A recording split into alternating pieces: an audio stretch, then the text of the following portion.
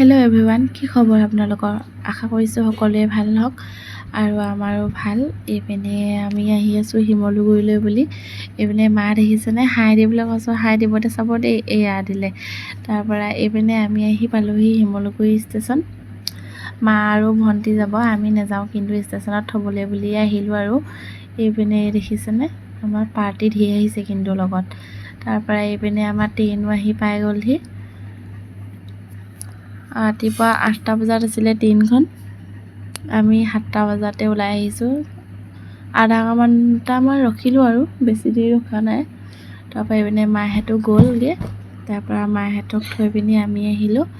এইপিনে শিমলুগুৰিত মানুহজনে কৈছে গাহৰি মাংস অকণমান লৈ যাওঁ বুলি। তাৰপৰা আমি ঘামি ঘামি ৰখি আছোঁ আৰু। তাৰপৰা মাংস লৈ পিনি এইপিনে আমি নাজিৰা চাৰিআলি পালোঁহি। তাৰপৰা আহি পিনি আকৌ ৰখি থকা নাই দেই, শান্তি নাই।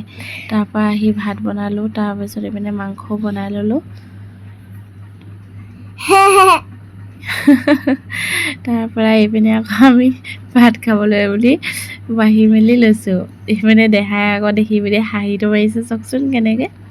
আজিলৈ ভিডিঅ'টো ইমানে দেই। গাহৰি মাংস দেখি লোভ লাগিছে নি? কমেণ্ট কৰিব দেই।